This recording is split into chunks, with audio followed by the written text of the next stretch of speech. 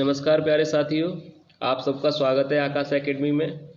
तो आज की वीडियो में हम बात करेंगे हिंदी साहित्य के कुछ महत्वपूर्ण प्रश्नों के बारे में, जो कि आपके एग्ज़ाम के लिए काफ़ी ज़्यादा महत्वपूर्ण हैं।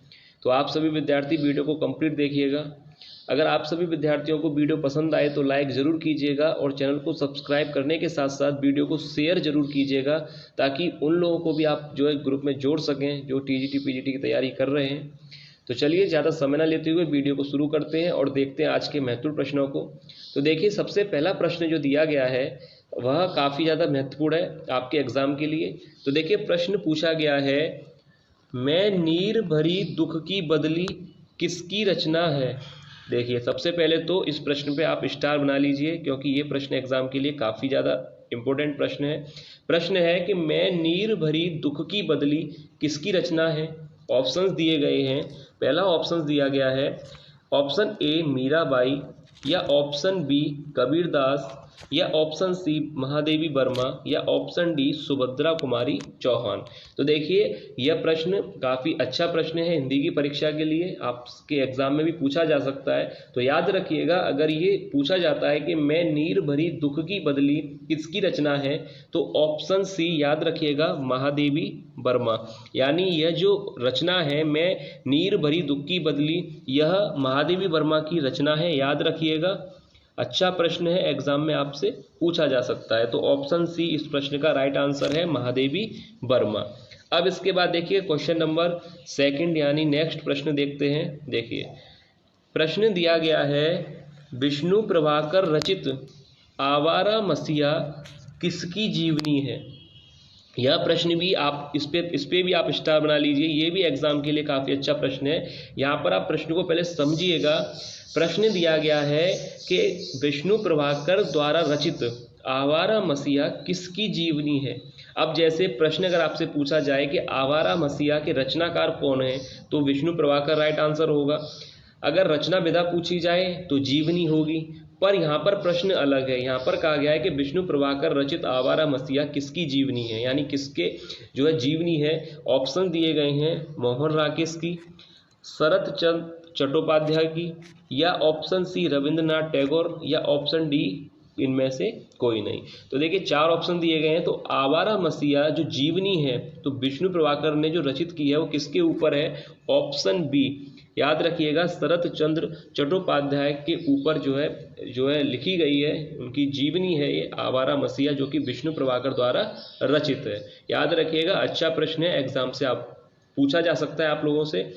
तो अब देखिए क्वेश्चन नेक्स्ट देखते हैं। देखिए, अगला प्रश्न दिया है, प्रश्न पूछा गया है कि खंजन नयन किसका उपन्यास है।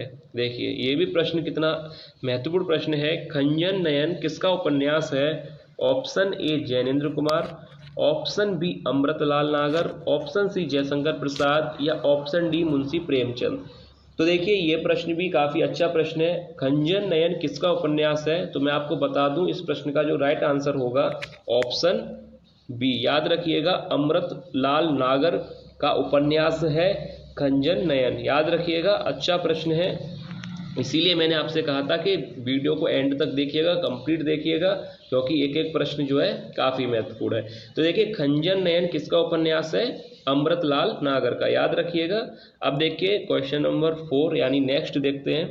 देखिए, प्रश्न दिया गया है, लोकायतन किसकी रचना है। देखिए, कितना अच्छा प्रश्न है, लोकायतन किसकी रचना है। Option A Ramvilas Sharma, option B Jaishankar Prasad, option C Sumitra Nandan Pant, या ऑप्शन डी सूर्यकांत त्रिपाठी निराला। तो देखिए, लोकायतन किसकी रचना है, अच्छा प्रश्न, सरल प्रश्न है, इसलिए ज़्यादा समय नहीं लेंगे। ऑप्शन सी सुमित्रा नंदन पंत, याद रखिएगा, लोकायतन किसकी रचना है, सुमित्रा नंदन पंत की। अब इसके बाद देखिए नेक्स्ट यहाँ पर देखते हैं, प्रश्न दिया गया है। देखिए, प्रश्न है कि मोहन राकेश की नाट्य कृति रचना नहीं है, यानी मोहन राकेश की नाट्य कृति रचना नहीं है। ऑप्शन दिए गए हैं। पहला ऑप्शन है आधे अधूरे, ऑप्शन बी आषाढ़ का एक दिन, या ऑप्शन सी लहरों के राजहंस या ऑप्शन डी आखिरी चट्टान। तो देखिए, आपने अगर पढ़ा होगा मोहन राकेश के बारे में, अगर उनकी कृतियों को अच्छी तरह से आपने पढ़ा होगा तो आपको इस प्रश्न का आंसर पता लग गया होगा अब तक तो कि इसका प्रश्न का राइट आंसर क्या होगा। फिर भी मैं आपको बता दूं, मोहन राकेश की नाट्य कृति नहीं है। यानी अगर हम देखिए बात करें यहाँ पर आधे अधूरे की, तो आपको पता है कि आधे अधूरे जो है क्या है, आधे अधूरे यहाँ पर नाटक है जो कि मोहन राकेश का है। आषाढ़ का एक दिन भी नाटक है जो कि मोहन राकेश का है। लहरों के राजहंस मोहन राकेश का नाटक है। आखिरी चट्टान भी मोहन राकेश की रचना है, पर इसकी विधा कौन सी है, यात्रा व्रत। इसलिए इस प्रश्न का जो राइट आंसर है ऑप्शन डी आखिरी चट्टान, जो कि मोहन राकेश की नाट्य कृति नहीं है। आधे अधूरे, आषाढ़ का एक दिन, लहरों के राजहंस, ये तीनों ही मोहन राकेश के द्वारा रचित हैं और इनकी विधा जो है वह है नाटक। और आखिरी चट्टान जो है वह भी मोहन राकेश के द्वारा ही रचित है, पर उसकी जो विधा है वह है यात्रा व्रत। याद रखिएगा, इसलिए यहाँ पर पूछा गया था नाटक पूछा गया था, यानी ऑप्शन डी सही हो जाएगा आखिरी चट्टान, जो कि नाटक नहीं है। याद रखिएगा। अब देखिए नेक्स्ट देखते हैं, अगला प्रश्न दिया गया है। प्रश्न है कि भारतेंदु ने किस पत्रिका का संपादन किया। सरल प्रश्न है इसलिए ज़्यादा समय नहीं लेंगे। ऑप्शन दे रखे हैं Hindi Pradeep, option B Indu, option C Kavi Vachan सुधा या ऑप्शन डी भारत बंधु। तो देखिए सरल प्रश्न है, भारतेंदु ने किस पत्रिका का संपादन किया था। ऑप्शन सी कवि वचन सुधा का पत्रिका का संपादन किया था भारतेंदु हरिश्चंद्र ने। याद रखिएगा, कवि वचन सुधा पत्रिका के संपादक का नाम है भारतेंदु हरिश्चंद्र। याद रखिएगा, अच्छा प्रश्न है। अब इसके बाद देखिए नेक्स्ट प्रश्न देखते हैं। देखिए प्रश्न दिया गया है, प्रेमचंद के किस उपन्यास का पात्र सूरदास है। देखिए पहले इस प्रश्न पर भी आप जो है स्टार बना लीजिए, एग्जाम के लिए काफ़ी अच्छा प्रश्न है ये। प्रश्न है प्रेमचंद के किस उपन्यास का पात्र सूरदास है। अब देखिए ऑप्शन दिए गए हैं गोदान, वरदान, ऑप्शन सी रंगभूमि या ऑप्शन डी प्रतिज्ञा। पहले तो आपको ये बता दूं कि ये जो चार यहाँ पर दिए गए हैं चारों ही उपन्यास किसके हैं, मुंशी प्रेमचंद के। तो याद रखिएगा ये चारों नाम याद रखिए, गोदान, वरदान, रंगभूमि और प्रतिज्ञा। ये जो चार उपन्यास दिए गए हैं चारों ही उपन्यास हैं और चारों ही मुंशी प्रेमचंद के हैं। पर यहाँ पर पूछा गया है कि किस उपन्यास का पात्र सूरदास है। तो इस प्रश्न का राइट आंसर हो जाएगा ऑप्शन सी यानी रंगभूमि। याद रखिएगा, इस प्रश्न का आंसर है ऑप्शन सी रंगभूमि। इस प्रश्न का राइट आंसर होगा रंगभूमि जो है उपन्यास, उसमें सूरदास जो है एक कैरेक्टर था, पात्र था। याद रखिएगा, अच्छा प्रश्न है। अब इसके बाद नेक्स्ट प्रश्न देखते हैं। देखिए प्रश्न दिया गया है कि कौन सी रचना भारतेंदु हरिश्चंद्र की नहीं है।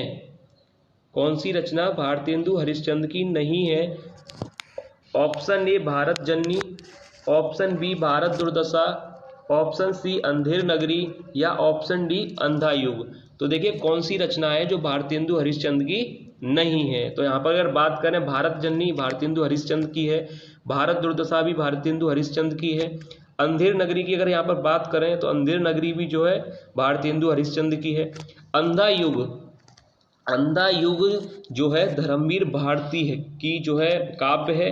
तो यहाँ पर इस प्रश्न का जो राइट आंसर हो जाएगा ऑप्शन डी अंधा युग। क्योंकि एक बार मैं फिर से आपको बता दूं, इस प्रश्न का जो राइट आंसर है वह है ऑप्शन डी अंधा युग। क्यों? क्योंकि ये धर्मवीर भारती का काव्य है और बाकी जो यहाँ पर तीन दिए गए थे ये तीनों ही भारतेंदु हरिश्चंद्र की रचना है और तीनों ही जो है यहाँ पर भारतेंदु हरिश्चंद्र की रचनाएं हैं और यहाँ पर अंधा युग जो है वो धर्मवीर भारती की काव्य है। तो इसलिए इस प्रश्न का राइट आंसर हो जाएगा ऑप्शन डी अंधा युग।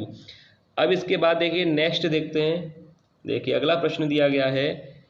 देखिए प्रश्न दिया गया है कि चीड़ों पर चांदनी किसका यात्रा वृतांत है।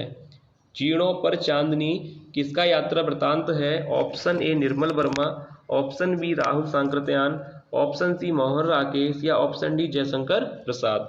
तो देखिए ये प्रश्न अगर आपसे पूछा जाए तो याद रखिएगा पहला ही आंसर हो जाएगा निर्मल वर्मा। यानी चीड़ों पर चांदनी यात्रा वृतांत जो है निर्मल वर्मा का है, इसलिए ऑप्शन पहला सही है। याद रखिएगा निर्मल वर्मा इस प्रश्न का राइट आंसर होगा। अब इसके बाद देखिए नेक्स्ट प्रश्न देखते हैं। अगला दिया गया है प्रश्न। देखिए प्रश्न पूछा गया है कि पहल राजा किसकी प्रसिद्ध कृति है।